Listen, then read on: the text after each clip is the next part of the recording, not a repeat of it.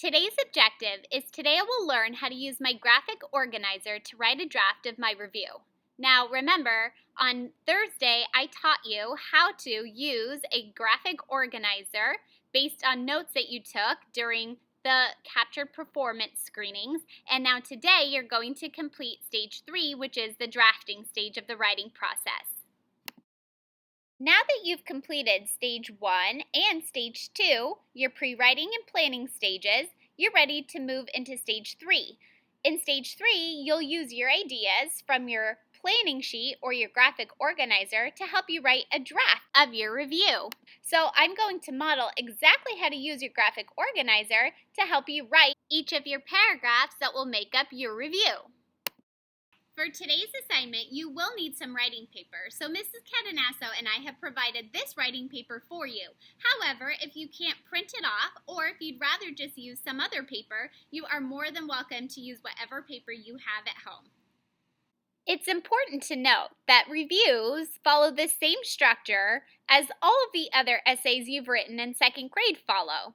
So an essay starts with a beginning, it has a middle, and then it finishes with an end. That's also true for reviews. Reviews start with a beginning, a middle, and an end. So let's take a closer look at what is included in the beginning, middle, and end of a review. Here's the same exact image we just looked at together, except I've added some more details. So let's go over it together. Now, as we just discussed, a review starts with a beginning, which we would call an introduction. In your introduction, all you do is you tell your reader what your opinion is. We would also call an opinion your claim. For example, I'm going to claim that everyone should see Mrs. Cadenasso's play. Now, in the middle, that's where you write your subtopic paragraphs. And in the case of writing reviews, your subtopics are just the reasons that you have for liking something. So in this particular case, you're going to give 3 different reasons for why you like a friend's play. Then your ending is also called a conclusion. And in your conclusion, that's when you give your reader a next step. So all of us are going to give this same next step. Our next step is just going to be a recommendation to watch this play. Awesome. Now that we've gone over the structure of a review, I'm going to model exactly how to start writing your paragraphs. So I'm going to start with my introduction. And remember, my introduction is where I'm just going to state my claim or my opinion of Mrs. Cadenasso's play. And remember, my opinion of Mrs. Cadenasso's play is that I think everyone should see it. Then I'm going to model how to write your 3 subtopic paragraphs. And you have 3 subtopic paragraphs because you have 3 different reasons why you like someone's play. Now, I can't just give you my reason and expect that you're going to believe me. So I have to prove to you that this play is good enough for you to watch. So I'm going to give you 3 reasons. And each of those reasons is also going to have an example to prove to you why you should see Mrs. Cadenasso's play. So I'm going to have 3 reasons and 3 pieces of evidence. So 1 reason and 1 piece of evidence in each of those paragraphs. Then I'm going to finish up with my conclusion. My conclusion is just a quick 1-sentence recommendation or next step for my reader. In this case, my next step is just going to be that I suggest watching Mrs. Cadenasso's play. So let's go ahead and get started, and I will start to model exactly how to write your review. All right, so I'm going to start stage 3, which is to draft, and I have my Captured Puppet Show performance review sheet here. I have my extra blank sheet off to the side just in case I need some more paper. And I have my Shadow Puppet Captured Performance graphic organizer off to the left here so that in case I need my guidance, I have that laid out from yesterday. So I'm going to start by reading you the directions at the top of the page. There's a spot where it says play title. And of course, I'm going to show you how to do that in just a moment. And then the directions say, Use your graphic organizer to help you write a review of a classmate's play that you really enjoyed. Start by stating your opinion. Then, name the reason you enjoyed the play and give a specific example to support your claim. Next, name the reason you enjoyed the play and give a specific example to support that claim. Finally, name the third reason and support that claim with a piece of evidence from the play. Then, submit a photo of your work on Seesaw. So if you're in Mrs. Cadenasso's class, you're going to submit a photo of your work on her Seesaw. And if you're in my class, then you will post it on Miss Garcia's site. So I'm going to start with the first step, which is to fill out the play title. And remember, I am reviewing Mrs. Cadenasso's puppet show, which was called My Journey Through History with Gammy. So I'm going to write that here. My Journey Through History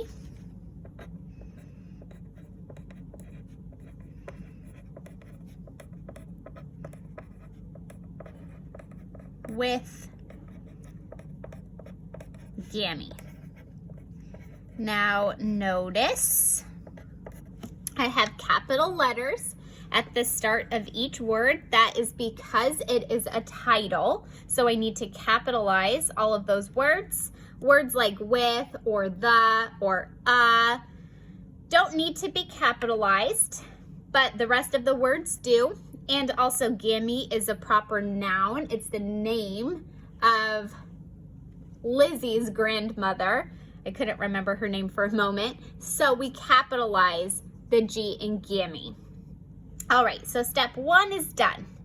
Next, I need to write my opinion or my claim. So think of it, my class, as the strategy prove it. So I'm making a claim and then I'm using evidence to support my claim. So I'm gonna start on this line here. I'm actually gonna skip this one and go to the second line. Now, when I write a paragraph, I always indent, which means I leave some space from the side and start right around here. I don't do it halfway. I don't do it this far out. I just leave a little bit of space, kind of like maybe two finger spaces worth, and I start right around here.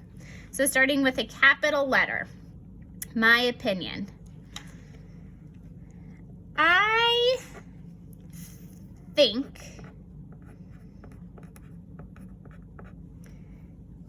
everyone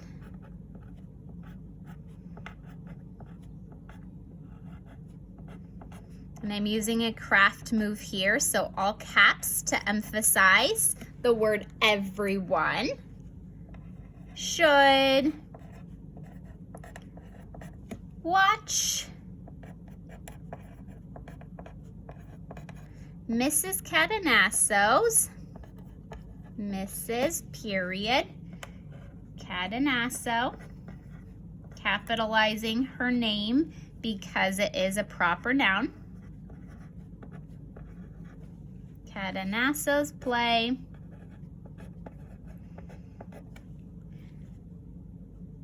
because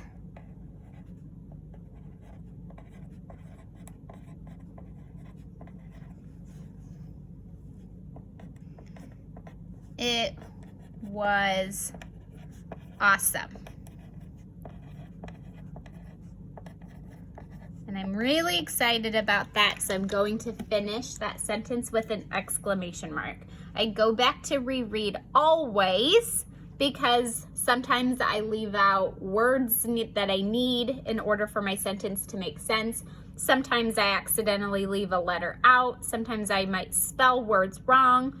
Sometimes I forget to use finger spaces. Sometimes the words that I write don't make sense. So I always reread out loud to make sure that it does. I think everyone should watch Mrs. Cadenasso's play because it was awesome. All right, well, that's not a paragraph, so I cannot stop. It also isn't convincing enough to my reader to actually sit down and watch Mrs. Cadenasso's play because I don't give her any reasons, or I don't give my readers, my audience, any reasons why Mrs. Cadenasso's play is awesome. So I'm going to tell my audience and my readers exactly why her play is awesome. So I took my claim or my opinion right from here. If you liked the exact way that you wrote it here, you could even just copy and rewrite it directly the same way right here. I changed mine a little bit just so it would sound a little bit better. So now I'm going to go to reason 1 on my graphic organizer, and that's going to be my next sentence. So on my graphic organizer, I wrote that one of the reasons why Mrs. Cadenasso's puppet show was great was because it was very organized. So I'm going to start with that. I think everyone should watch Mrs. Cadenasso's play because it was awesome. One reason it was awesome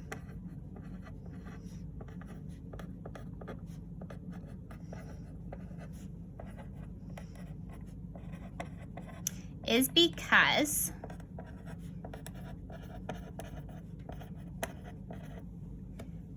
Mrs. Cadenasso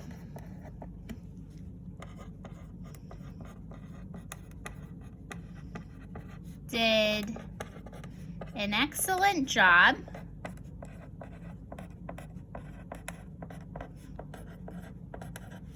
organizing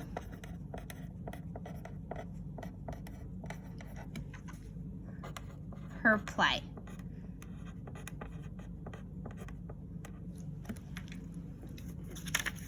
So that was reason 1. It was very organized, but I took these 2 words and I stretched it into a full sentence. So I'm going back to reread just to make sure I have all of the words that I need, make sure that this sentence makes sense, make sure I didn't leave any letters out, make sure I didn't spell anything incorrectly.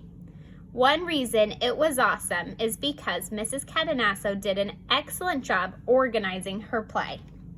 Now I need to give an example of how Mrs. Cadenasso organized her play. But I have that on my graphic organizer under evidence number 1.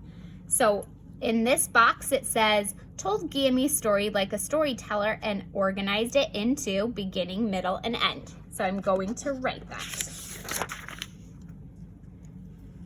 I'm going to actually flip these 2 facts. So I'm going to first say that Mrs. Cadenasso organized her story into beginning, middle, and end, and it made it really easy for her to tell the story like a storyteller. Okay, so Mrs. Cadenasso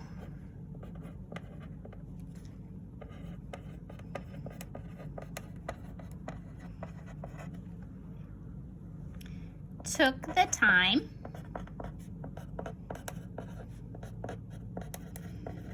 to organize her play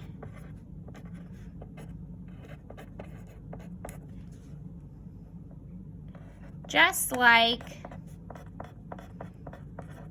authors of stories do.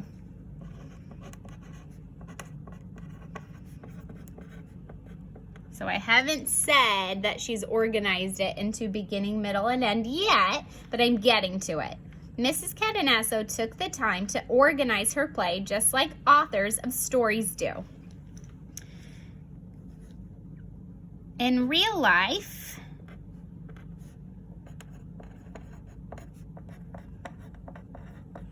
authors write stories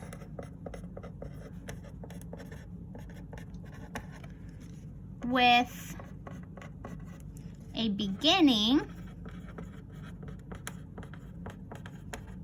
middle, and end. This makes following their stories very easy for their readers.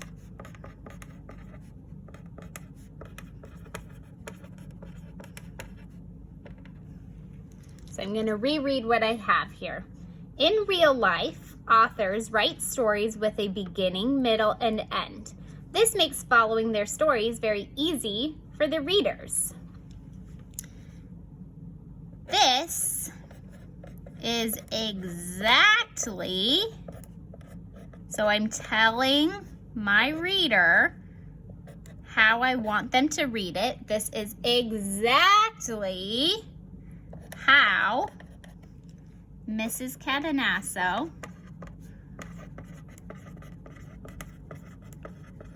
wrote her story too.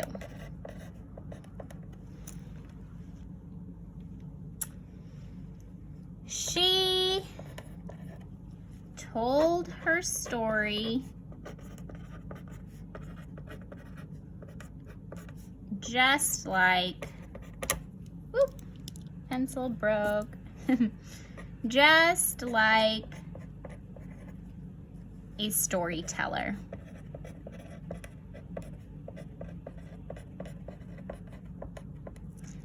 Exclamation mark, because I'm very excited about that.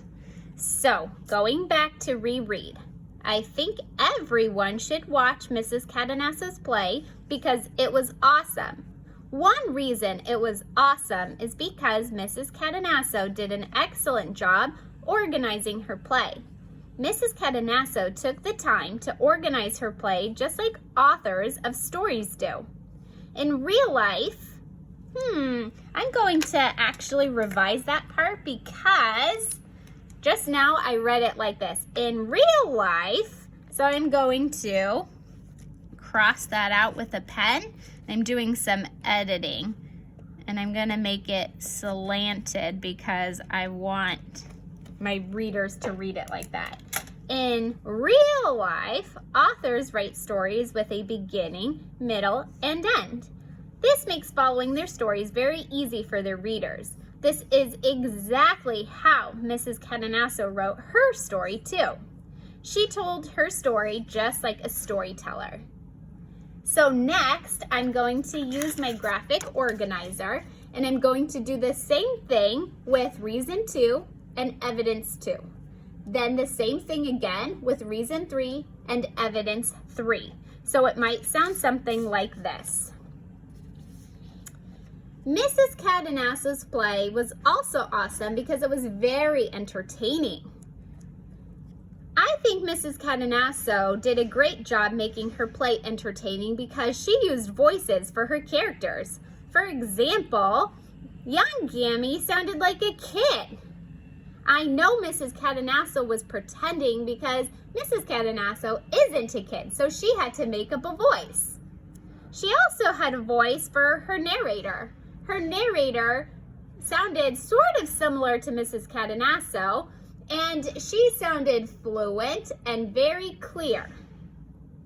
So that might be what that part of my paragraph sounds like. Then I'm going to go to reason 3 and evidence 3. It might sound something like this. Another reason, or my third reason, why Mrs. Cadenasso's play was so awesome is because it was very educational. For example, I learned about life long ago. One thing I learned about life long ago is that it was very expensive to fly on airplanes. Or, I learned that long ago, before movie theaters existed, people went to the drive-in movie theater. I could choose any of the things that Mrs. Cadenasso talked about regarding life long ago to plug in as an example of how I learned about life long ago. So I'm going to finish my paragraph and then I will show you my final paragraph. All right, so I took a few minutes and I finished the rest of my writing, and so I'm going to have you follow along on your screens and I'm going to read it out loud to you so that you can hear what the rest of it sounded like. All right, I'm going to start way at the beginning, so you'll hear again the part that you've already heard, and then when I get to the new part that you haven't heard yet, I'll let you know so that you can listen really closely. All right? I think everyone should watch Mrs. Cadenasso's play because it was awesome. One reason it was awesome is because Mrs. Cadenasso did an excellent job organizing her play. Mrs. Cadenasso took the time to organize her play, just like authors of stories do. In real life, authors write stories with a beginning, middle, and end. This makes following their stories very easy for the readers. This is exactly how Mrs. Cadenasso wrote her story, too. She told her story just like a storyteller. Now I'm going to read you my next paragraph, and so you haven't heard this one yet. Another reason Mrs. Cadenasso's play was awesome is because she worked hard to make her play very entertaining. As an audience member, I found it really fun that Mrs. Cadenasso used voices for her characters. For example, she made young Gammy sound just like a kid.